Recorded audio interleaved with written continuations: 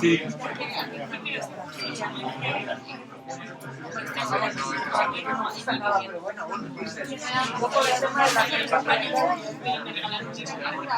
Estos micros bueno, alguien lo sabe, si somos una que se apagara, por lo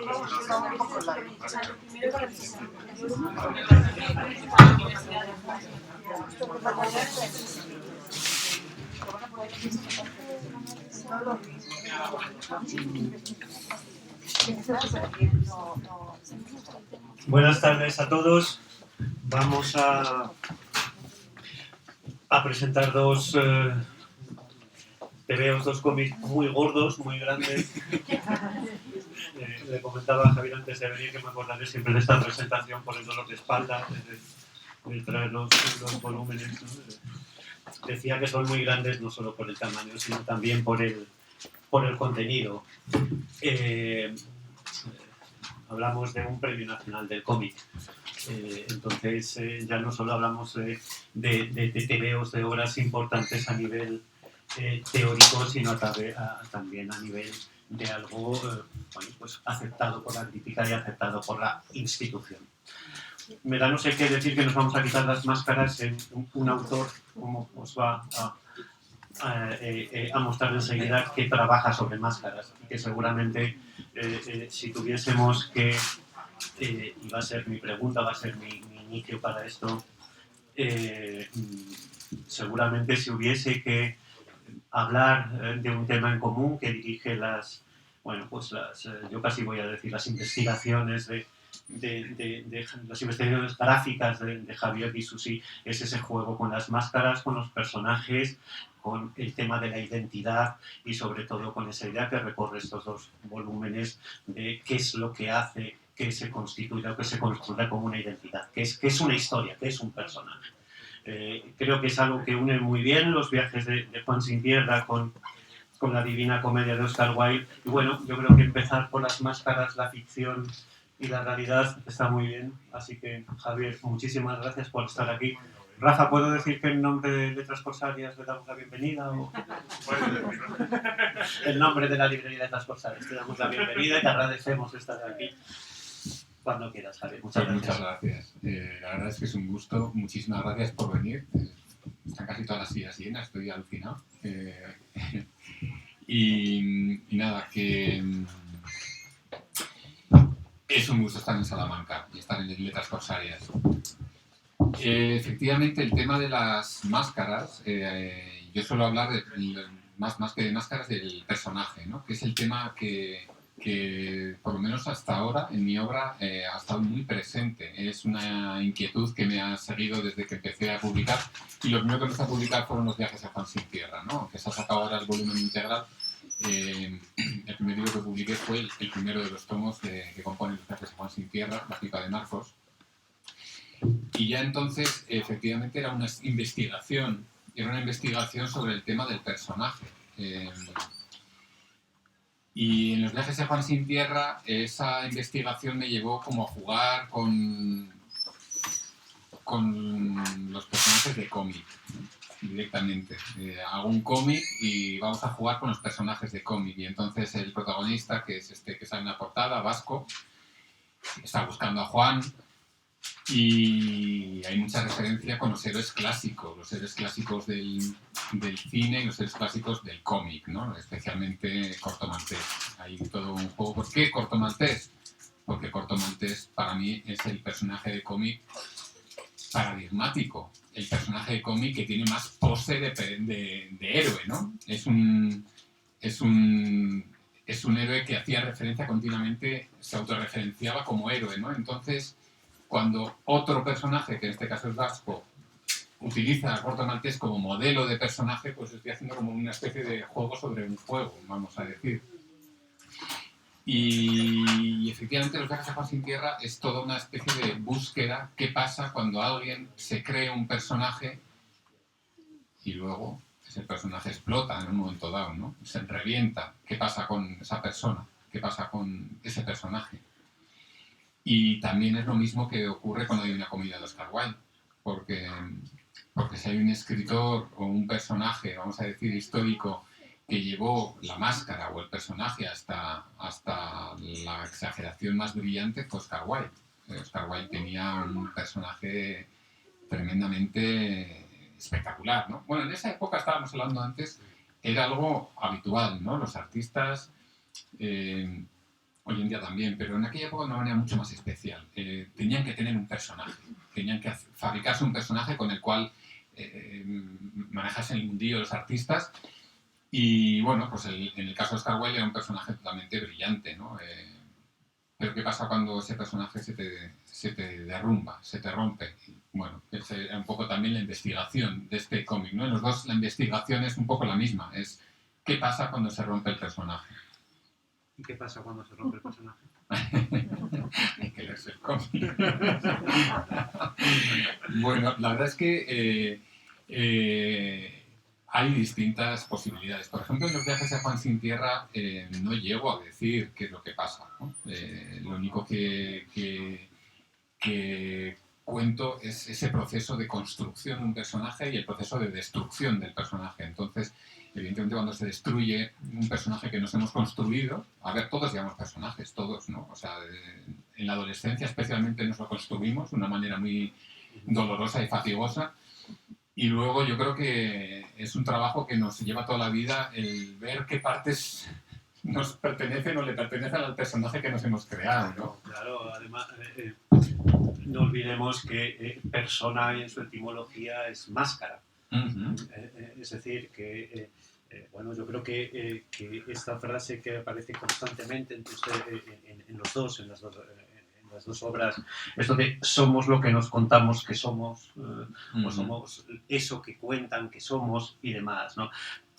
Yo creo que hay algo, creo en mi opinión, muy interesante, que es cómo haces eso. Yo creo que las dos obras son las mismas. O sea, yo cuando me decía antes que le suelen preguntar a menudo qué extraña relación, ¿no? De pasar de un cómic que quiere recuperar la aventura, por decirlo de alguna manera, y que está lleno de alusiones a Corto y a Peter Pan y a muchísimas referencias, chocaría un poquito con lo que haces con Oscar Wilde, ¿no? Yo creo que no, creo que son la misma, creo que son el mismo TV, creo que son la misma novela, creo que son dos estrategias distintas para tratar un tema muy similar. Es la misma búsqueda, vamos a decir, ¿no? Sí. Sí. Y entonces la búsqueda es siempre la misma, es una identidad.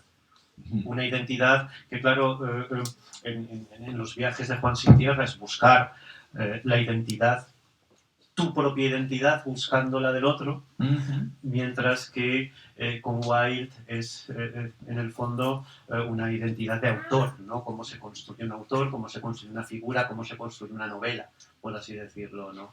Sí, en realidad, en el caso de la Divina Comedia de Oscar Wilde, es qué pasa después. O sea, cuando ese personaje se ha destruido, se puede sobrevivir a eso, ¿no? Entonces, claro, lo que nos cuentan los biógrafos de Oscar Wilde es que no sobrevivió, que no pudo sobrevivir a la destrucción de su personaje, ¿no?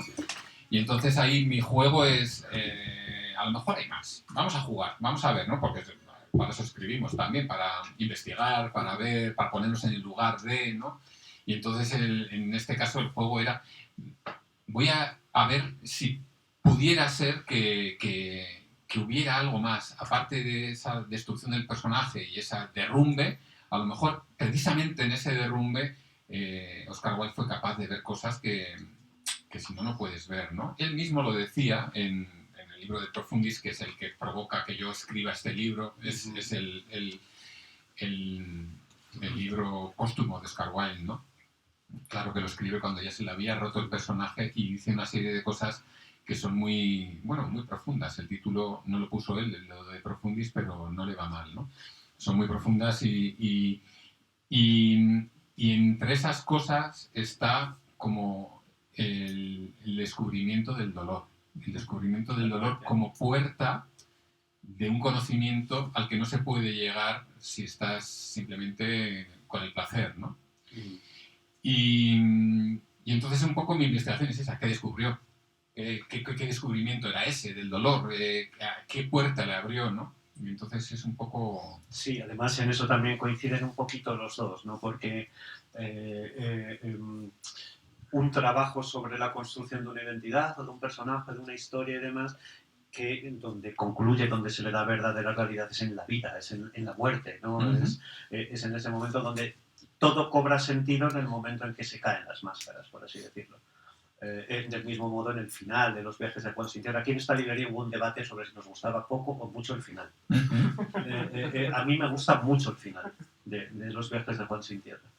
De hecho, yo no sabía, no me imaginaba cómo lo ibas a terminar. Bueno, claro, si digo el final, la digo. No lo puedes decir. De verdad. No pongas después. No. Bueno, sí puedo decir el de Oscar Wilde. Oscar Wilde se muere. No, decía que hay algo muy bonito también en el Oscar Wilde, que es la intromisión de los personajes, por así decirlo. Bueno, esto sí se puede decir, ¿no? Para los que no hayan leído el TVO, La Divina Comedia de Oscar Wilde es una narración gráfica de los últimos años, los últimos días de la vida de Oscar Wilde, es decir, cuando ya el viejo dandy, el viejo moderno, bueno, pues está ya en una época que digamos que casi solo se le recuerda, ¿no? Y eso lo que hace Javier es mostrar esa historia, pero también introduciendo rupturas en la narración donde aparecen otros personajes, donde aparecen secundarios, por así decirlo, que han sido fundamentales en la vida de Oscar Wilde. Entonces, un momento, por ejemplo, que es por el que te quería preguntarle ahora, es la presencia española, ¿no? Ese momento en el que los hermanos Machado, y sobre todo, bueno, no española, pero en este caso latinoamericana, como es un personaje fundamental como Gómez Carrillo, ¿no? Enrique Gómez Carrillo. Sí, eso es una cosa que a mí me resultó curiosa, descubrir que, bueno, a ver, estaba en París, Oscar Wilde. Todo el mundo iba a París, o sea, toda Europa iba a París, ¿no? Entonces, claro, los españoles evidentemente también, porque es que encima el contraste era muy grande entre lo que había en España y lo que había en París, ¿no? Entonces, entre ellos, pues los hermanos Machado, bueno, todos iban a París en esa época. Y quien iba a París conocía a Oscar Wilde antes o después, porque como estaba todo el día en los bares, ¿no? Bueno, sí coincidías en esos años, en los 3 años que estuvo, ¿no? Y entonces hay un librito que sacó la editorial, creo que era Reino de Cordelia, la editorial, que se llama Los amigos españoles de Oscar Wilde. Y yo antes de leer el librito yo ya tenía la cosa de meter algunas de esas personas españolas que le habían conocido, porque claro, no son importantes en su vida, ¿no? No son en general muy importantes, hay otras personas mucho más importantes, pero escribieron sobre él. Y lo que dijeron sobre él es interesante. Lo que dice Manuel Machado sobre Oscar Wilde es interesante. Lo que dice Enrique Gómez Carrillo es interesante. Lo que dijo Rubén Darío y Pío Baroja también es interesante. Lo que pasa es que no iba a meter a todos porque entonces sería otro libro, ¿no? Pero sí quería como dejar constancia de eso, ¿no? Bueno, estas personas le conocieron y dijeron cosas interesantes y vamos a sacarlas en el cómic, ¿no? Y bueno, y también habla de la procedencia del autor, ¿no? Pues el cómic habla de un tipo irlandés que todo el mundo le tiene por inglés en París, pero bueno, si el autor es español, vamos a meter a gente española o hispana como mínimo, ¿no? Porque Enrique Gómez Carrillo era guatemalteco. Y entonces son ellos los que abren y los que cierran el libro, vamos a decir, estos Otro juego de espejos, otro juego de máscaras. Sí. Es muy bonito como, bueno, me parece muy bonito y muy interesante cómo vinculas tanto en uno como en otro, bueno, por decirlo con términos clásicos, ¿no? La forma con el contenido, por así decirlo. Bueno, pues estos personajes que aparecen en determinados momentos de la historia rompen en cierta manera la narración para introducir un germen de realidad que permite entender la ficción. Es decir, que siempre lo que está detrás es esa relación, lo que hizo Oscar Wilde toda la vida, preguntarse qué iba primero, si el arte o la vida, quién imita la vida al arte o la vida al arte a la vida. Sí, perdona, porque mientras estabas hablando, se me estaba ocurriendo otra cosa que es que esto del arte y la vida es muy importante, pero vamos a dejarlo para un poquito después. El arte y la vida se puede dejar, pero podemos dejar más el arte, la vida casi que la mantenemos. Es que me ha hecho gracia esto que has dicho de los personajes secundarios, porque en el libro de Oscar Wilde son fundamentales, porque van cosiendo las escenas, la van cosiendo los secundarios, la gente que le conoció. Entonces vemos una escena, luego aparece un secundario con el que yo le hago una entrevista, con lo cual me lo pasé muy bien con las entrevistas. Y entonces los secundarios son muy importantes en el libro. Y eso ocurre también en los viajes a Juan Sin Tierra, ¿no? Los secundarios, la importancia de los secundarios es fundamental. En el caso de los viajes a Juan Sin Tierra, todos los secundarios que aparecen están basados en personas que yo conocí. Porque en los viajes a Juan Sin Tierra el escenario está basado en un viaje que yo hice. Sí, esa iba a ser mi siguiente pregunta. O sea, tu presencia, la tuya como claro, tal dentro de eso. Eso es. Entonces, fue un viaje que yo hice por Latinoamérica y lo recreé haciendo una historia de absoluta ficción, pero los decorados que metí eran por donde yo estuve y los personajes secundarios que aparecen están basados todos, menos uno, en personas que conocí. Reales. en un personaje, el único que no conocí es uno muy secundario, vamos. Y entonces, eso que estás hablando, estaba yo pensando, es que es verdad, ¿no? La importancia de los secundarios para meter la realidad, lo que estás hablando, ¿no? Es que para meter la realidad, tanto en un libro como en el otro, los secundarios son fundamentales, porque te van a dar distintas visiones, distintos ángulos, que es un poco lo que hacen especialmente lo hice de una manera más consciente en el libro de Oscar Wilde, ¿no? Cada uno de los personajes secundarios nos dan un ángulo distinto por el cual ver a Oscar Wilde. Sí, sí. Y claro. Conectando con eso, hay un personaje fundamental en los viajes de Juan Sin Tierra que no se sabe exactamente qué identidad tiene, por decirlo de alguna manera. No sabe si es niño, niña, hombre, mujer, indio, no indio, etcétera, ¿no? O sea, el mestizaje llevado a la máxima expresión a nivel de género narrativo y de género político, si se quiere. Entonces, esa introducción de esos personajes para narrar estos temas, no sé, me parece muy inteligente. O sea, estás introduciendo contenidos para narrar temas narrativos, temas formales, ¿no? Y claro, quería eludirlo, pero yo creo que no se puede, que es el tema político, obviamente. El tema político recorre los viajes de Juan Sin Tierra. Esto no es una novela de aventuras. Se puede leer como una novela de aventuras, pero a mí me gustaría, creo, ¿no?, que a la vez que como una novela de aventuras también se lea como una historia de determinados momentos y de la historia reciente de Latinoamérica. Sí, está ahí sin duda. O sea, de hecho, es... Bueno, y es que yo siempre suelo decir que tiene como 3 capas los viajes de Juan Sin Tierra, ¿no? Hay uno que es el que tiene que ver con mi recorrido por Latinoamérica, ¿no? ¿Cuánto tiempo estuviste? 1 año. Y yo iba un poco como vasco, ¿no? O sea, como iba pasando por los sitios, en algunos me demoraba más, en otros menos, pero en cada uno de los sitios en los que estuve había unas historias muy potentes a nivel social, a nivel político, que aparecen reflejadas en el cómic. Lo que pasa es que yo no quería hacer un libro periodístico, no quería hacer un libro de viajes tampoco, yo quería hacer un libro de aventuras. Entonces, en la segunda capa, vamos a decir, o la primera, no sé, cada uno que lo ponga en el orden que quiera, pero está la aventura, ¿no? Entonces, sobre todo en el segundo tomo es en el que más importancia tiene la aventura, ¿no? Es el que es más aventurero. Cada uno de los tomos tiene como más importancia una capa u otra, ¿no? En el primero es más el retrato, vamos a decir, social, político, en el segundo es más la aventura, y en el tercero ya se empieza a meter en la tercera capa, que es la más profunda, que es la evolución del personaje, que pasa por dentro de este personaje, ¿no? Que va primero como pasando por ahí, como a ver qué pasa, se me involucra más o menos en las aventuras. En el tercero vamos viendo un poco qué le pasa a él por dentro.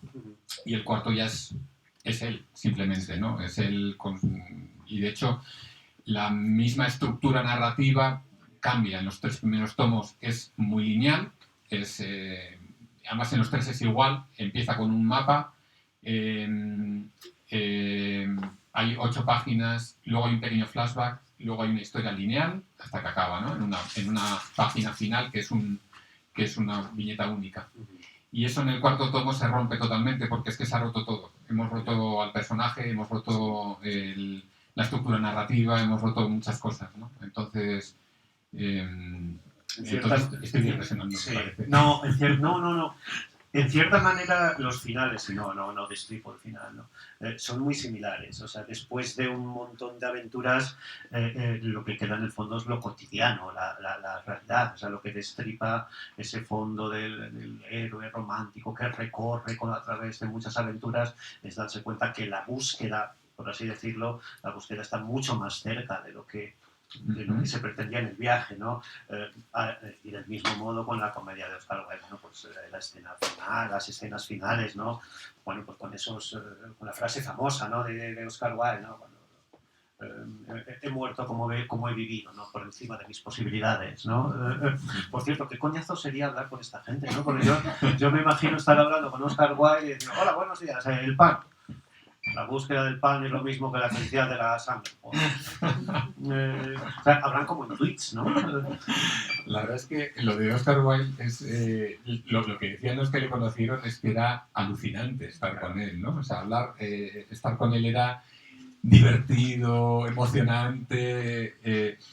Hay una cosa que cuenta Frank Harris. Frank Harris aparece en el libro, era un editor y escritor irlandés también, que le cuidó bastante a Oscar Wilde en el final de su vida. Y en el libro en el que escribió una biografía sobre Oscar Wilde, decía que cuando Oscar Wilde llegaba a una sala, lo primero que provocaba era rechazo, porque era feo y era como desgarbado y grande y tenía los dientes muy mal y luego era muy amanerado y entonces como que provocaba como cierto repelús. Entonces empezaba a hablar y según empezaba a hablar, de repente toda esa gente que le había mirado como y se había apartado, se iba acercando y al final acababa pues toda la gente de la reunión rodeándole, todos enamorados de él, todos riéndose y acababa conquistando todo el mundo, ¿no? Pero en otro momento, por hacer el contrapunto, también cuenta que a veces, hablando, de repente se le ocurría una frase genial y decía ¡ay, qué buena! Esta tengo que apuntarla. Y entonces sacaba un papelito y la escribía, ¿no? Para luego no olvidarse y meterla en alguno de sus libros. Te digo yo que como un tweet. Sí, sí. Hay una cosa, yo creo que importante en Oscar Wilde, que es de los pocos autores que ha hecho efectivo a nivel práctico lo que defendía a nivel teórico. Es decir, él es el artista, o sea, no, si la vida es la que imita al arte, él deja muy claro que mi vida es mi obra de arte, por así decirlo. Sí, lo dijo varias veces, ¿no? Él dijo varias veces que a mucha gente se lo dijo, yo he puesto mi talento en mi obra. Decía, he puesto mi drama es que he puesto mi genio en mi vida y en mi obra solo he puesto mi talento, ¿no? Entonces, lo que tenemos de Oscar Wilde, que su obra no está a la altura de su vida, ¿no? Vamos a decir. Y... Muy moderno todo eso, ¿no? Porque lo que está defendiendo es la circunstancialidad de la vida, la epocalidad, o sea, saber que solo vas a ser consciente de esa realidad en un momento concreto, etc. Lo que queda después ya es otra cosa. Es muy moderno y es muy antiguo también. Es que es muy interesante eso, porque Oscar Wilde siempre hablaba de los griegos, ¿no? Él se consideraba un griego nacido a destiempo, decía. Y claro, los griegos era una sociedad oral. Sí. O sea, por más que tuvieran escritura, era una sociedad oral, ¿no? Y lo oral, pues, es presente, puro. Aunque se pueda transmitir más o menos de alguna manera, pero no todo se transmite, solo una esencia muy, muy, muy pequeña, ¿no? Y entonces ahí Oscar Wilde era en ese sentido muy antiguo y muy moderno, muy clásico. Sí, muy claro, un clásico. Desde luego habría triunfado en nuestros días, porque habría sido el rey de genio de todas las redes sociales, ¿no? Ni Ibai Llanos ni nada. O sea, Oscar Wilde sería el amo de Internet. Y además cumplía todos los cánones. O sea, estrafalario, pero a la vez golfo apandador, pero a la vez súper inteligente, pero a la vez agudo, pero a la vez no sé qué. Boris Izaguirre. Sí, no, Boris Izaguirre nada. Boris Izaguirre se había quedado el pobre. No sé si tanto el público Boris, pero lo siento. Volviendo un poco a todo esto, ¿no? Yo creo que, aparte de lo del arte y la vida, que podemos volver, a mí me parece que hay algo también muy importante en estas dos obras y en toda tu trayectoria en general, y es hacer efectivo el que yo creo que es uno de los temas que hay que estudiar, uno de los temas de nuestro tiempo de ahora mismo, que es el tema de la ficción. O sea, no me refiero a preguntas esencialistas, ¿no? ¿De qué es ficción y qué es realidad? Es que vengo de un congreso sobre realidad y ficción en filosofía y no nos vale para estas cosas, ¿no? O sea, no se trata de preguntar qué es la realidad, qué es la ficción, etcétera, etcétera. Pero claro, en un mundo como el actual, donde todos son máscaras y donde todos son posverdades e imposturas, bueno, pues evidentemente saber detectar cómo trabaja la ficción, o sea, cómo se construyen las ficciones, cómo se construyen las historias, recorre completamente todo esto. O sea, es esa idea de qué es lo que hace que la ficción sea en muchos casos más efectiva para conseguir determinados elementos que la propia realidad. Es que siempre, o sea, es que eso es súper importante detectar. Vivimos en la ficción, todo es ficción. O sea, el hecho de que las letras tengan un significado es porque nosotros se lo hemos dado. No tienen de por sí las letras ningún significado. Un billete no tiene ningún valor. Se lo damos entre todos, porque entre todos creamos una ficción que nos la creemos. Y entonces, como todos creamos esa ficción, la creemos y somos capaces de hacer guerras por dinero, ¿no? Mucho más que por cosas reales. Entonces es fundamental, yo creo, ese ejercicio de reconocer, saber el valor que tiene la ficción y a ver si podemos también ir un poco más allá, ¿no? O sea, pues es un poco el juego que está presente en mis dos obras, es eso, o sea, reconocer el valor de la ficción, vivimos en medio de la ficción, vamos a divertirnos con ella, vamos a jugar con la ficción, porque para eso está la vida y para eso están las obras, o sea, para jugar y para divertirnos, pero es ficción. Por detrás hay más. Y esa frase que has leído, ¿no? De somos lo que nos contamos que somos. Claro, es que somos lo que nos contamos que somos, pero no solo. Claro. Hay cosas que están más allá de eso, ¿no? Es que hay cosas que es que realmente sí, no nos las contamos ni nos las dejamos de contar, pero formamos, o sea, nosotros somos eso, ¿no? En realidad en lo profundo. Y entonces como y es un poco lo de Oscar Wilde también, cuando dice, gracias al dolor pude ir más allá, ¿no? Pues eso, vamos a jugar con la ficción, pero también vamos a ver si podemos ir. Es muy difícil, ¿eh? Es muy difícil. Entonces, hay un poco... el juego de las dos obras es eso, ¿no? Sí, porque se solapan dos cosas distintas en torno a la ficción, que además tú lo recorres además en los dos a la vez. Uno, esa idea de que la ficción genera unos efectos en la realidad y que por tanto todos somos novelistas de nosotros mismos y tenemos que narrarnos para poder saber qué vamos a hacer al salir y por tanto estamos constantemente construyendo un relato de nosotros mismos para poder vivir, o sea, Claro. simplemente para saber qué vamos a hacer cuando salgamos de aquí, si tomamos una caña o lo que sea, nosotros ya estamos, nuestra memoria funciona de modo narrativo, ¿no? Y por tanto el hecho de que la ficción sea constitutiva, por así decirlo, de nosotros mismos, se solapa hoy con un mundo completa y absolutamente ficcional, donde no se puede distinguir. Entonces, esos dos elementos son los que yo creo que están perfectamente colocados y muy bien puestos para que no se estropee uno al otro, por así decirlo, para que no se estropee el hecho de que la vida es una aventura ficcional que se va recorriendo, etcétera, etcétera, como un relato, que es lo que vemos en los viajes, pero a la vez ese tratamiento teórico de la vida como ficción, arte, vida, que es lo que está Oscar Wilde. Yo casi diría que Oscar Wilde es el final de los viajes a Paz y Tierra. Puede ser. No lo había pensado, pero antes, según venía hacia aquí, estaba pensando, algunas veces cuando acabé los viajes a Paz y Tierra me preguntaron ¿y no vas a seguir con el personaje de Vasco? Y es como, no, yo ya he contado lo que tenía que contar de Vasco, ya está contado, no tengo nada más que contar sobre él, o sea, ya está, ¿no? Pero claro, efectivamente, el libro de Oscar Wilde habla de lo que pasa después. Precisamente lo de Vasco es lo de antes y lo de Oscar Wilde es lo de después.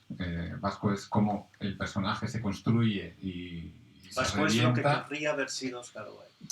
Eso es. Y lo de Oscar Wilde es qué pasa después de la destrucción. En todo esto de la realidad y la ficción hay una frase que la has dicho ya, pero quiero redundar en ella, que es que a mí me encanta, de Oscar Wilde, que es que la ficción no imita la realidad.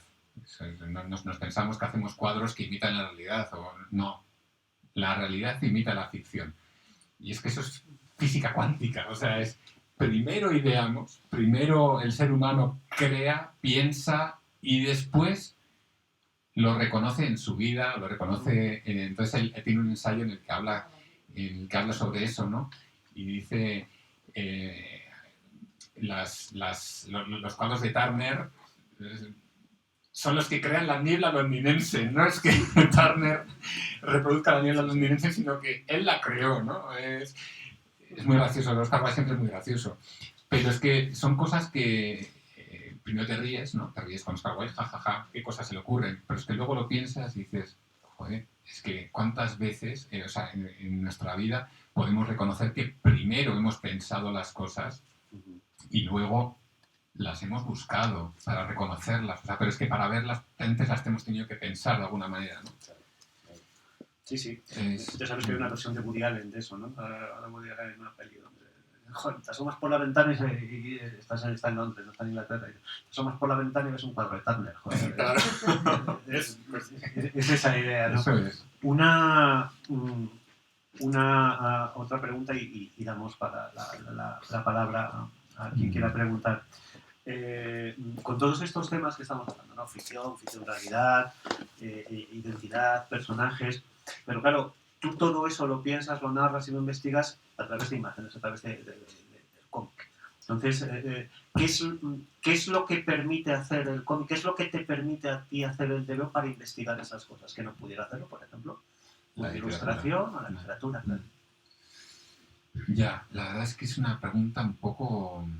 Bueno, pues hago otra, ¿eh? No, está bien, porque así nos metemos un poco en el tema del dibujo del que hemos hablado, ¿no? Sí, por eso quería hemos hablado mucho como de lo que hay como detrás del libro, pero bueno, para que nadie se asuste, estos no son libros teóricos, son cómics de aventuras, en los cuales a mí me gusta, o no me sale de otra manera, meter humor, que no son libros de chistes, o sea, no son libros para carcajearse, pero sí que son, yo creo que son fáciles de leer, que son ligeros, ¿no? Sí. Y el tema del dibujo, precisamente, yo creo que me ayuda también un poco... yo desde pequeño tengo como esa cosa con el dibujo, ¿no? Como de ver las cosas. Cuando inventaba, pues porque he escrito desde pequeño, pero cuando me inventaba un personaje lo tenía que dibujar.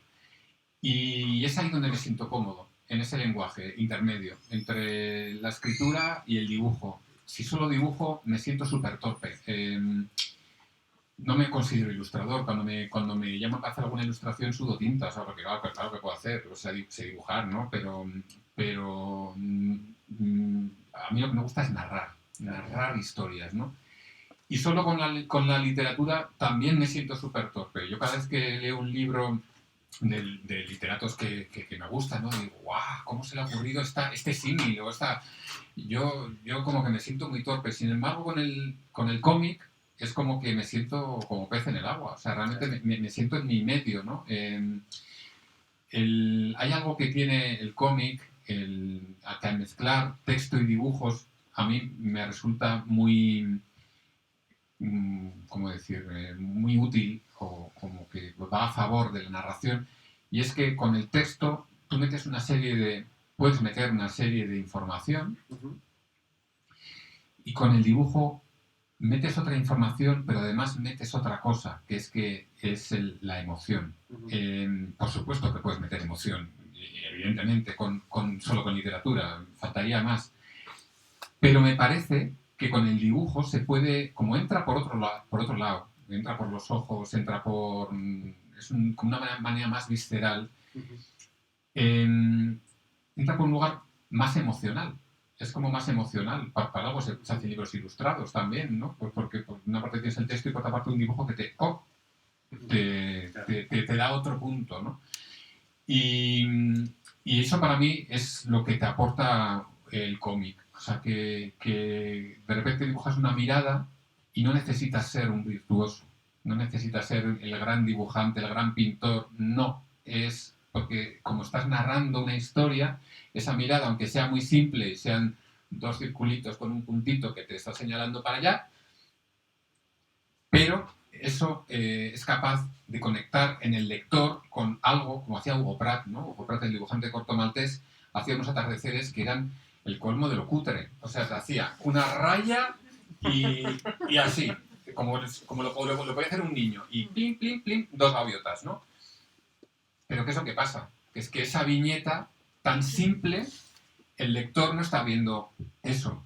Está viendo el atardecer que él sabe que te están contando. Te están diciendo, este atardecer es muy chulo. Y entonces el lector dice, este atardecer es muy chulo. Es un atardecer romántico. Es un atardecer... Y entonces tú te transportas a eso, ¿no? Y eso se puede hacer con unos medios muy económicos. Que para un cuadro necesitas cierto virtuosismo y cierta habilidad técnica, que creo que el cómic, esa habilidad técnica tiene que estar en la capacidad narrativa, pero no en el acabado final del dibujo. Y es ahí donde yo me siento cómodo, en esa narración. No soy un dibujante virtuoso, pero creo que sí narro bien. Y es ahí donde yo me siento cómodo. Vamos. Sí, no, y además narras muy bien en los dos sentidos. Las cosas que cuentas y cómo se desliza, cómo va la narración en ese sentido, ¿no? Una cosa y última, y doy la palabra al público. No hay una postura política, por así decirlo. Creo que o sea, vas tratando temas considerables y sin embargo esquivas muy bien el hecho de no salirte de lo que estás contando, por así decirlo. Bueno, pues sí, estos son los problemas que había en Chiapas, estos son los que están aquí, estos son los que están allá, etc.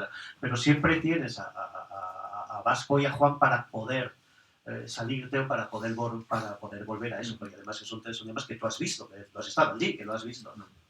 No sé si me... Sí, mira, ese tema para mí fue especialmente espinoso en otro libro que hice, que es He visto ballenas, ¿no? En ese libro es especialmente... Yo lo que quería contar era, pero luego volvemos a lo mismo, el encuentro de dos personas cuando se han quitado el personaje. Y entonces, ¿qué pasa cuando dos personas que se han quitado el personaje son capaces de encontrarse, ¿no? Entonces, en este caso eran dos enemigos a muerte, y esos dos enemigos a muerte eran un ex miembro de ETA y un ex miembro del GAL. Y entonces, para poder contar esa historia, yo me quería centrar en eso, en el encuentro humano entre dos personas que se han conseguido quitar el personaje. Como me meta mucho en el tema de ETA, va a haber mucha gente que va a cerrar el libro. Como me meta mucho en el tema de legal, va a haber otra mucha gente que va a cerrar el libro. Entonces, es eso, ¿no? Como tener muy claro qué es lo que quiero contar y ir a eso, porque si no se despista la atención del lector. Y encima, esto que decía del cuadro, del atardecer, pues lo mismo, lees una palabra y de repente cada uno la lleva a donde quiera, ¿no? Pues, democracia, de repente para unos significa una cosa, para otros otra, libertad, para unos... Bueno, pues es verdad que hay veces en los que me he sentido andando un poco en la cuerda floja, ¿no? Para llegar al lector tratando unos temas que me parece importante tratar, pero no perdiendo de vista qué es lo que yo quiero contar, ¿no? Y hay una frase que me contaron hace ya muchos años, pero me pareció maravillosa, de Buster Keaton, el cineasta cine mudo, que cuando hizo El maquinista de la General, la escena que más le gustaba la quitó de la película.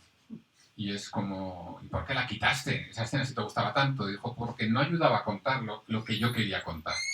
¿No? Era la escena que más me gustaba, pero no ayudaba a contar. Entonces eso, yo sí, desde que empecé a hacer cómics, es como que tuve muy presente en cada uno de los libros qué es lo que quiero contar y vamos a por ello. Y aunque me gusta mucho también meter otras cositas, como, bueno, vamos al meollo, ¿no? Bueno, solo una cosita más, venga. Hay una cosa que también une los dos libros, los dos temas, que es lo que podemos llamar temas así en general de lo onírico. Es decir, en un lado, en los viajes de Juan sin tierra son las drogas rituales y es una parte fundamental. Además, y los sueños también. Exactamente. Y además mostrados con un tipo distinto de dibujo, etcétera, ¿no? Y evidentemente con Oscar Wilde, bueno, la absenta, ¿no? Vamos a dejarnos de tonterías, ¿no? Es un alcohólico completo y absoluto, ¿no? Es decir, y eso también lo utilizas, ¿no? Esa salida hacia lo onírico a través en un lado, a través del ritual, el ritual en la selva que te hace ver, etcétera, etcétera. O sea, como esa capacidad de introspección saliendo a través de lo onírico. En los dos te veo también. En los dos, sí. Y siempre hay, en todos mis cómics, por lo menos los que he hecho no por encargo, ¿no? Siempre hay algún momento en el que hay algo más. Porque yo lo digo así, o sea, por una parte nos movemos en distintas esferas. Lo mismo que hablaba de las 3 capas de los libros, también nosotros nos movemos a unos niveles más sociales, otros más personales, a otros mucho más profundos a los que no sabemos cómo llegar, a veces llegamos, pero están ahí, ¿no? Y yo tengo una relación muy fuerte con mis sueños. Entonces, yo vivo mucho a través de mis sueños también. Me cuentan muchas cosas mis sueños. Entonces eso también aparece de alguna manera en mis libros, ¿no? Hay momentos en los que, vamos a decir, lo profundo de uno te da un mensaje, te cuenta algo y no es a través de lo cotidiano, sino que es un mensaje o un algo que te viene por otro sitio, ¿no? Y siempre quiero darle lugar en mis cómics, para mí es importante. Y además funciona casi como un personaje más, ¿no? Que efectúa una serie de actos, si se quiere. ¿Alguna pregunta desde por ahí? Bueno, yo normalmente no suelo hablar, pero es que esta mañana hemos estado comentando, he visto ballenas. Ah, mira. Entonces, bueno, justamente enlazar con lo que has estado comentando de los sueños, porque justamente es durante los sueños cuando reaparece lo que, bueno, no voy a contar. Pero no era por eso por lo que quería preguntar cómo haces para escoger los colores en los cómics. Porque la Divina Comedia de Oscar Wilde es en sepia y He visto ballenas lo has hecho en gris y en amarillo. ¿Cómo haces? Y son tan diferentes. Son tan diferentes. Sí, para mí el color en el cómic, claro, yo empecé con el blanco y negro, ¿no? Yo empecé con los Viajes de Agua sin Tierra son en blanco y negro porque estaba empezando. Y entonces para mí era importante como empezar por lo más básico. Dije, no es más fácil el blanco y negro, ni mucho menos, porque la realidad es en color. Entonces, pasar una realidad en color, o por lo menos la vemos casi todas las personas en color, yo la veo en color, pero pasarlo a blanco y negro es hacer una abstracción. Entonces no es lo más fácil, pero sí me parecía lo más básico, como lenguaje de dibujo, ¿no? Entonces me hice 600 páginas blanco y negro, y luego ya no he vuelto a él, no he vuelto al blanco y negro, ya me he sentido más cómodo con la acuarela. Pero siempre he usado el color de una manera narrativa, como no simplemente ponerle el color más o menos que se supone que tiene un pantalón, un cielo, sino que el color me ayude a contar lo que yo quiero, ¿no? Cuando He visto ballenas, al principio mi primera idea era hacerlo blanco y negro, y hice algunas páginas, porque lo que quería hacer era dibujarlo muy rápido, quería sacarlo cuanto antes el cómic.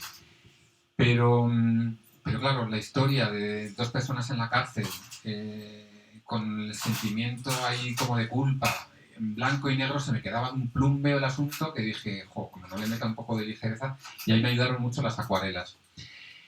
Y se me ocurrió lo del gris y el amarillo, porque yo había empezado, antes de ese cómic, había empezado a probar con un poco de color, pero solamente con dos colores, jugando a ver qué pasaba cuando mezclabas solo dos colores, ¿no? Y claro, en la acuarela, cuando mezclas dos colores, aparecen muchos más, no solo dos, aparecen de repente muchos más.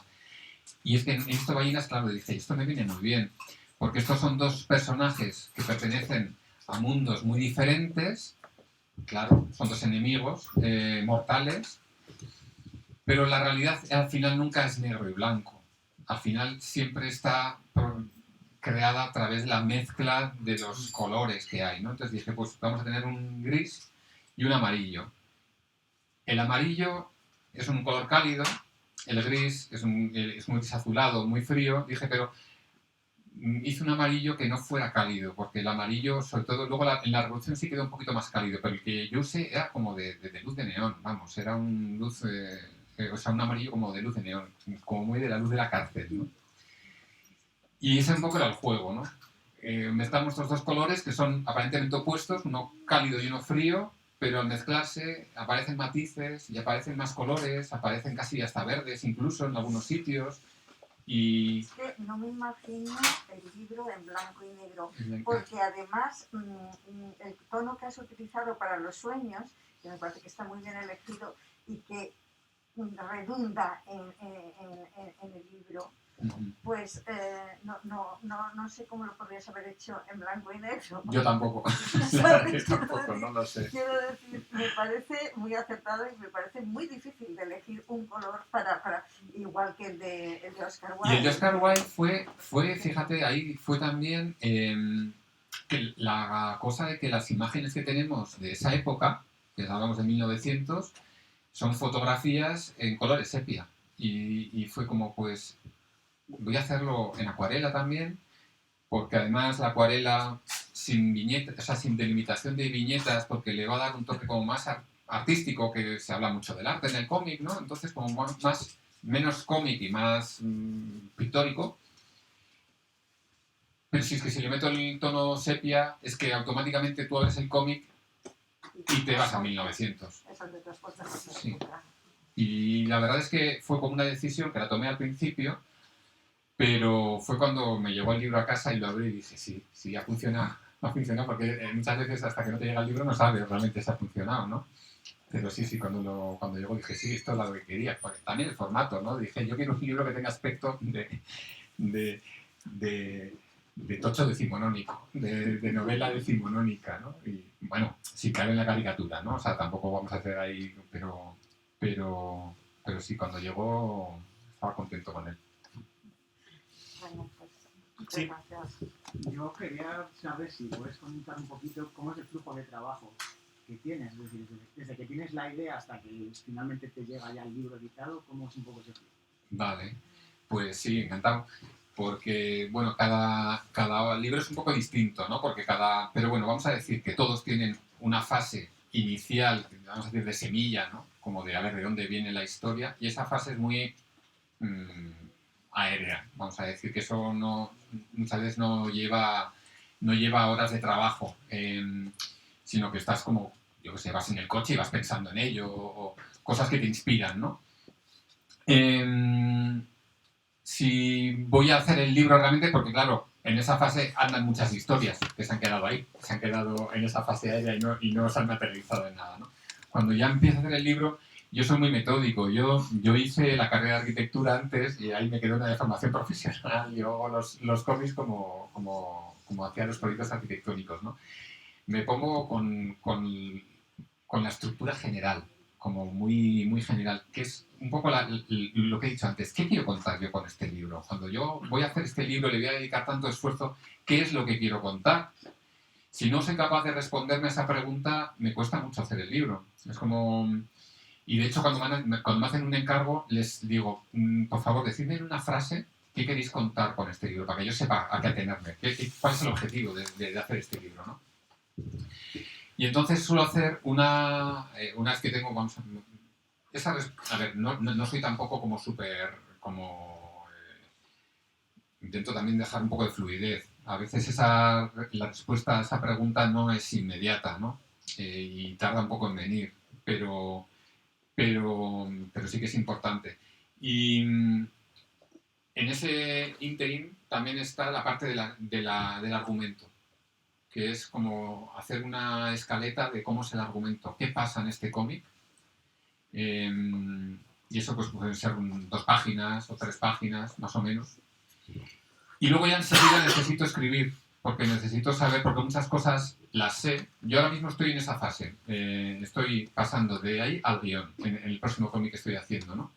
Hay una parte que la puedes hacer, pues aquí pasa esto, más o menos. Aquí llevan a tal sitio, y aquí a este otro. Y al final ocurre esto. Pero es todo más o menos. Porque hay muchas cosas que hasta que no las escribes no sabes realmente. Y de hecho muchas cosas se van definiendo en esa fase, en la fase de guión, que es la parte que es más alucinante.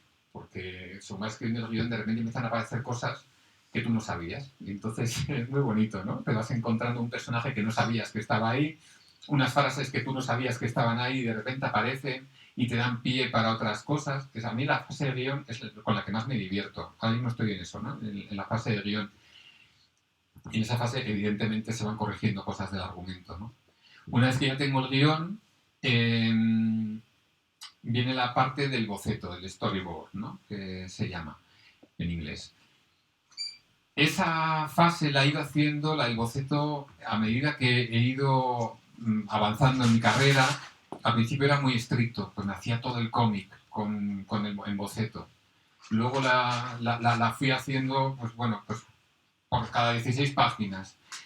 Y en algunos cómics ni siquiera la he hecho. Eso ya ha cambiado un poco. Depende del cómic y también de la fase final de dibujo. Porque cuando el dibujo ha sido más suelto, he necesitado hacer menos boceto. Pero en otros cómics que el dibujo tenía que ser más ajustado o algo, pues sí que necesitaba más el boceto. Entonces, bueno, al final siempre después del boceto viene el dibujo final, que últimamente yo siempre lo hago a mano, porque aunque cada vez más se usan los medios digitales, a mí me cansa mucho el ordenador. Entonces yo, pues todo lo que pueda hacerlo sin pantalla, pues eso que ganan mis ojos, o sea. Entonces, es una de las razones por las que uso el lápiz y la acuarela, porque me resulta para mí mucho más relajado, mucho más gustoso. Y ya finalmente sí hay una parte que es de ordenador, ¿no? Que es el tratamiento un poco de las imágenes, el tratamiento final, que para mí suele ser muy poquito, pero bueno, pero sí que hay una parte de tratamiento final, de meter las letras, maquetar. Esa parte también la disfruto un montón, porque después de todo el trabajazo, de repente ya lo vas viendo, ¿no? Cómo se construye, y vas viendo si realmente funciona la narración, lo ves en la pantalla. Pero bueno, ya lo estás viendo casi definitivo, ¿no? Entonces luego ya viene la parte de la editorial, tú les mandas el archivo, ellos ya se encargan de la parte de la impresión, hay muchas idas y vueltas en ese momento, siempre hay muchas idas y vueltas, y ya finalmente cruzas los dedos y esperas que el niño nazca con todos los dedos y con todos los órganos, y a veces te llevas una grandísima sorpresa, como es en estos dos casos, y estos dos casos son de los... este tomo de Los viajes de Juan Sin Tierra y este tomo de La Divina Comedia de Oscar Wilde son los libros que cuando me llegaron a casa me emocioné, porque eran incluso mejores de lo que esperaba, ¿no? En otros te quedas un poco como, vaya, no sigue exactamente. Pero bueno, en general, eso solo me ha pasado con un libro. En los demás siempre me he quedado muy contento. Pero no es ninguno de estos dos, ninguno en la vida. No, para nada. No, estos dos no, estos me quedé encantadísimo. Siguiendo un poco con el tema del flujo de trabajo, en todo el proceso creativo, desde que tienes el esbozo en la cabeza, ¿cuál es la parte que más te gusta y qué es lo más complicado? Sí, yo la que más disfruto, yo creo que es la parte lo que he dicho antes, ¿no? Del guión, porque es en la que descubres más cosas que no te esperabas. Es que tiene muchas sorpresas, la parte del guión. De hecho, si no te sorprendes, es un rollo.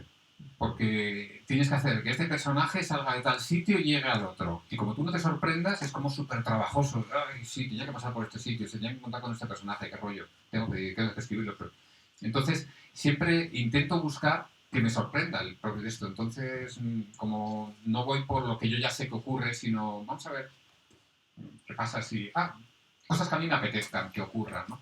Creo que eso se nota luego también en la lectura. Cuando se divierte el autor, creo que también el lector se divierte. Sin pasarse, ¿eh? Que hay algunos autores también que me parece que solo se divierten ellos y el lector se olvida de él. Pero sí que hay un punto que hay que mantener esa tensión de estar disfrutando, ¿no? Y la parte que más me cuesta, con la que más sudo, es yo creo que el dibujo final, porque también el boceto es más o menos suelto y hay pruebas y tal, pero el dibujo final, el color sobre todo, el color... bueno, de hecho yo por eso empecé con el blanco y negro y luego he ido poco a poco con el color. El color me da mucho respeto, Y el último libro que he hecho, que ha sido con más color que los anteriores, pues me metí con mucho miedo. Me metí con... Pero bueno, luego al final ya me solté, ya me sentí más libre, ¿no? Pero es la parte que me da más vértigo.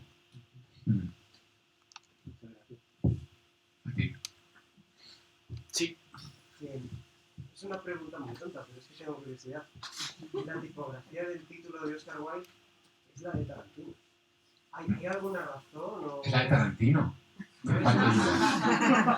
¿Siempre usa la misma Tarantino? Es como la famosa que se suele utilizar para las películas de... ¿Ah, sí? Dirigido por Tarantino. No lo sabía. No lo sabía. Este Tarantino copión. Joder, Tarantino. No sé, no lo sabía. No, la verdad es que no sé. No.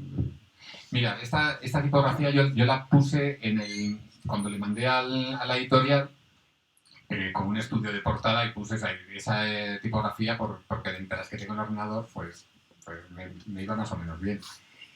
y la mantuvieron.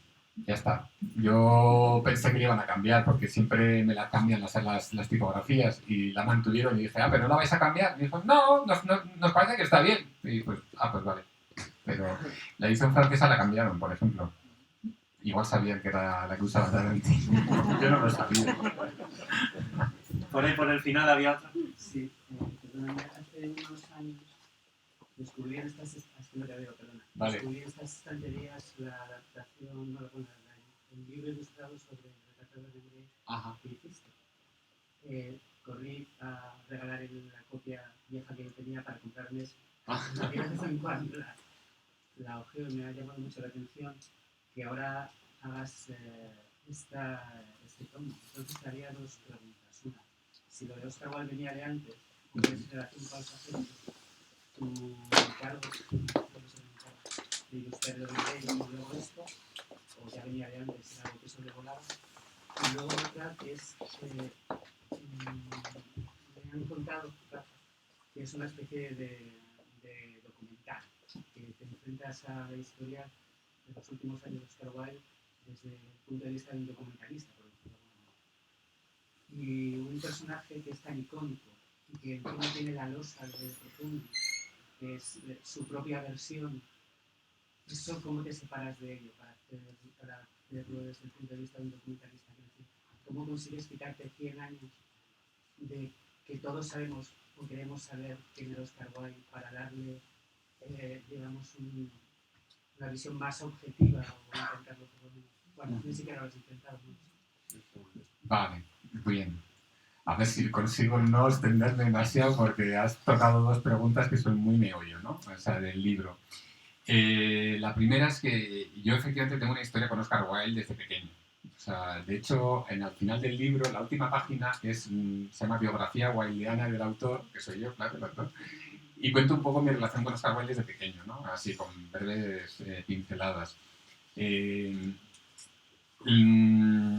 Bueno, no voy a redundar un poco en ello, pero sí que eso, que yo desde pequeño tenía los cuentos de Oscar Wilde, mis cuentos favoritos de pequeño. Luego pues descubro el retrato de Dorian Gray cuando era adolescente y flipo y digo, pero ¿cómo puede ser el mismo? O sea, que hace aquellos cuentos tan bonitos, con tanta moralina, y que hace el retrato de Dorian Gray, un libro que fue calificado de inmoral en su tiempo, ¿no? Y los dos me fascinan por igual, ¿no? Entonces, yo siempre me he sentido como muy atraído, como tantísimas personas, ¿no? Como por este hombre.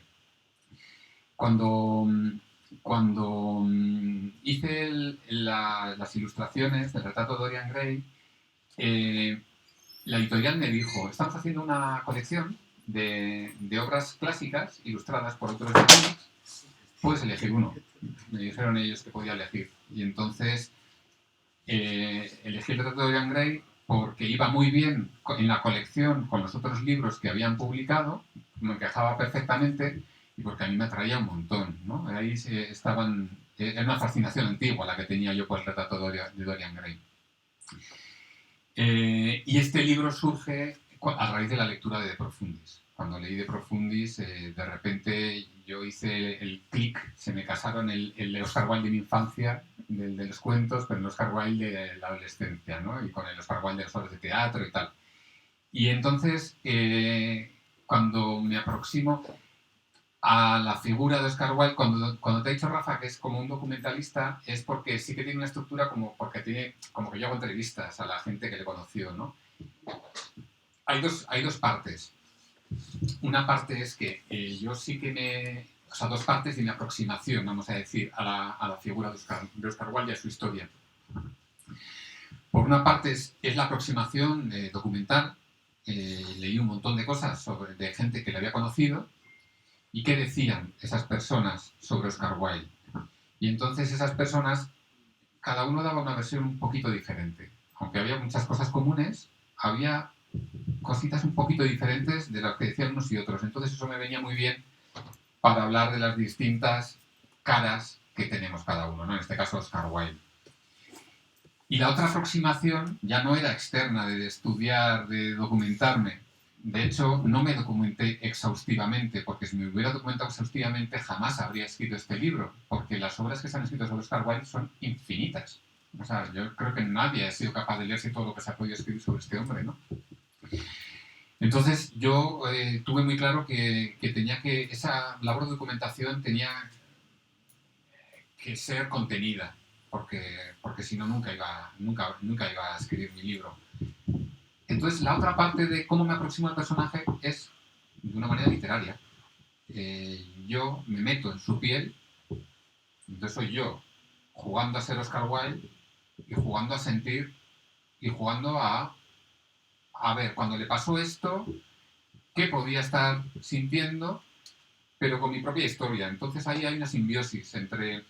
Y ahí, al principio del libro, o sea, no es un libro periodístico, no es un libro histórico, es un libro que es ficción, pero es realidad. Un poco lo que estaba diciendo, ¿no? Y hay una frase al principio que es una frase que es puramente wildiana, porque él hablaba siempre de que a través de la ficción llegamos más fácilmente a la realidad que a través de los hechos puramente históricos, ¿no? Entonces, yo digo aquí, en la introducción del libro, no se dejen, pasen la página y vean, pasen y lean, pero no se dejen impresionar por lo que encuentren. Esto no es más que una fabulación, una ficción, una fantasía. Por eso, no vayan a creer nada de lo que lean, ya que podría ser todo absoluta y completamente cierto. Esto es muy de Wilde, ¿no?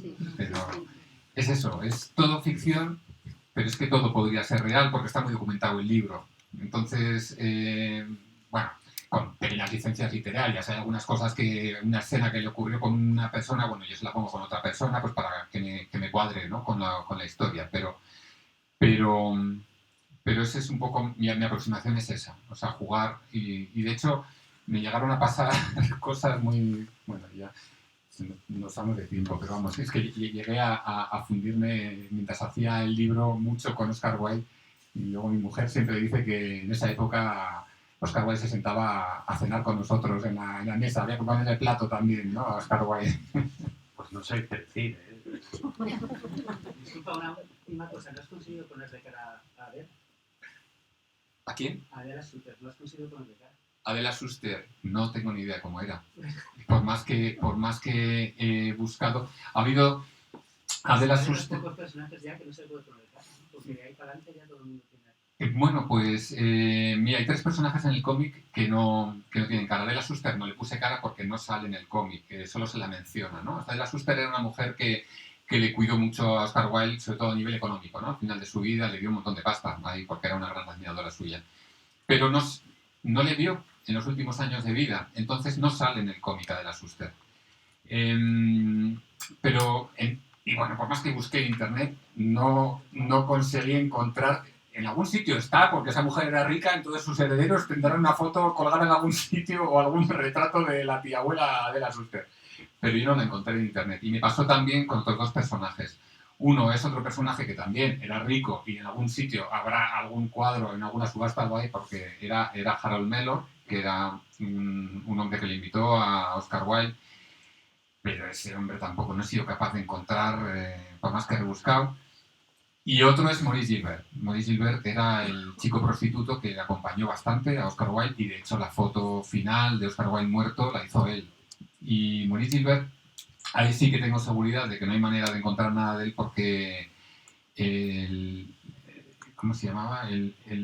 Un biógrafo, Ellman creo que se llamaba, un biógrafo que hizo como la biografía definitiva de Oscar Wilde, le estuvo buscando en los años, no sé, 50 o 60, o sea, cuando todavía podía estar vivo, podía encontrar gente que le hubiera conocido y no fue capaz de dar con nada, o sea, ningún rastro. Lo único que se sabe de Maurice Gilbert es lo que dejó escrito Oscar Wilde, ¿no? Entonces, bueno, Maurice Gilbert y Harold Mellor me inventé una cara porque sí que aparecen en el cómic, y a Adela Suster la pongo al final de espaldas, porque es que se me escurrió totalmente esta mujer. Sí. Una última cosa. Yo, vamos, es una pregunta así un poco así, pero bueno. Tú ahora, bueno, estás en un momento, yo creo que el cómic está viviendo un buen momento aquí en España, ¿no? Tú además has tenido un reconocimiento importante con el Premio Nacional. Pero entiendo que no siempre ha sido así, ¿no? Entonces, ¿cómo se crea, cómo se puede seguir creando desde una situación de precariedad brutal y absoluta como la que suele ocurrir, ¿no? Dentro de ese mundo creativo? Sí, esa es una pregunta muy pertinente, la verdad, porque sí, efectivamente. Yo no sé cómo me las he ingeniado realmente, porque yo estudié la carrera de arquitectura. Después de hacer la carrera me fui de viaje, que fue el que luego se convirtió, me sirvió de base para el viaje a Juan Sin Tierra. Y cuando volví de ese viaje dije, mira, o sea, tengo que intentarlo de los cómics porque es algo que lo tengo desde siempre y no, como no lo intente voy a ser un desgraciado, como, pues, aunque solo sea intentarlo, si luego no me sale, pues no me sale, ¿no? Y entonces ahí hice una apuesta absoluta por el mundo, por los cómics. Absoluta significaba que yo en ese momento me fui a vivir a casa de mis padres para no tener que pagar alquiler, o sea, que llevaba muchísimos años viviendo solo, o sea, con amigos y tal. Bueno, estuve 2 años viviendo en casa de mis padres y luego conocí a mi mujer y, bueno, a la chica que luego se convirtió en mi mujer. Y me fui a vivir con ella, pero un poco a lo loco, o sea, nos fuimos a vivir en una tienda de campaña. Es real, lo de la tienda de campaña, nos fuimos así. Ella en ese momento, ella es ilustradora y tenéis libros suyos por aquí, se llama Leticia Ruiz Fernández, si queréis mirar. Pero estábamos los dos empezando. Lo que pasa es que en ese momento a ella le iba un poco mejor que a mí. Entonces en ese momento pues la que ganaba dinero era ella. Y yo acababa de publicar La pipa de Marcos. Y realmente cuando hago cuentas digo, yo no sé de qué vivíamos. O sea, bueno, nos fuimos a vivir a un pueblo en Extremadura, donde yo soy de Bilbao, mi mujer es de Madrid. O sea, ni en Bilbao ni en Madrid podríamos haber, imagino que tampoco en Salamanca, no lo sé cómo son los precios en Salamanca, pero no habríamos podido hacer lo que hicimos. Nos fuimos a vivir a un pueblo en Extremadura donde la vida era muy barata. No lo hicimos por eso, pero dijimos, uy, qué bien nos ha venido. Porque la vida era muy barata ahí y bueno, me han pasado ya casi 20 años. Y nuestras carreras, las de los dos, han ido cogiendo como peso y ahora mismo nos va bien. Pero realmente, digo, durante 10 años yo hago cuentas, pues imaginaros, ¿no? O sea, un libro de estos, de lo que hace Juan Sin Tierra, son 4 tomos. Cada uno de ellos me llevaron 2 años. El anticipo que yo recibiera de 2.000 euros por 2 años de trabajo. No sé de dónde sacaba la pasta. La verdad es que esta frase de Paulo Coelho de que el universo conspira cuando... Pues yo sí lo he vivido así. O sea, sí es verdad que yo me lancé y sin chalecos a la vida, ¿no? O sea, me lancé y dije, aquí que me recoja la vida de alguna manera y me recogió. No sé si es muy extrapolable. Siempre digo que mi ejemplo no es extrapolable porque es muy raro, pero quiero decir, porque la mayor parte de la gente que hace cómics pues hace otras cosas, ¿no? Yo no, yo solo me he dedicado a los cómics. Y bueno, ahí sigo. Bueno, tampoco nos vamos a pasar. Ahora no vive tan bien como parece, o sea, se pueden comprar libros para que viva mejor, etcétera, etcétera. No, si estamos siempre en la cuerda floja, porque además es que no creas que por haber ganado el Premio Nacional o por haber publicado, que ya he publicado como 8 o 9 cómics, yo le presento un proyecto en editorial y empieza de cero. O sea, empieza de cero. Es como, bueno, vamos a ver tu proyecto y a ver si nos interesa. Y me dicen que no, me siguen diciendo que no a proyectos, ¿eh? No es que ya he llegado, no. Eso solo lo pueden decir gente que vende otras cifras, no las que manejo yo. Cerramos. Pues nada, que muchísimas gracias, Javier, y un verdadero placer. Pues muchas gracias.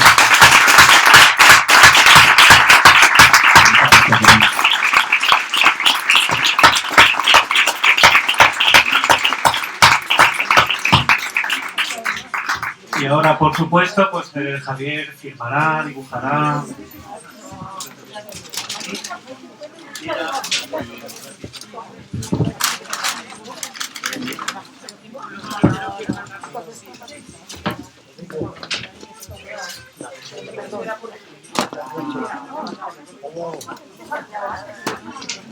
me cojo los míos, o sea que...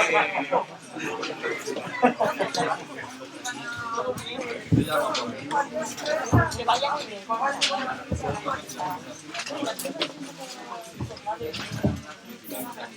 Si yo no me ocupo. Y esta botella también.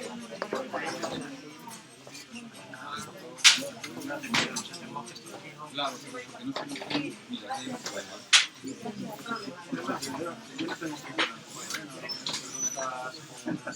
Venía desde casa, se me olvidaron los clines. ¿Quieres más? Yo creo que ya le ya está. Creo que hemos quitado el agua.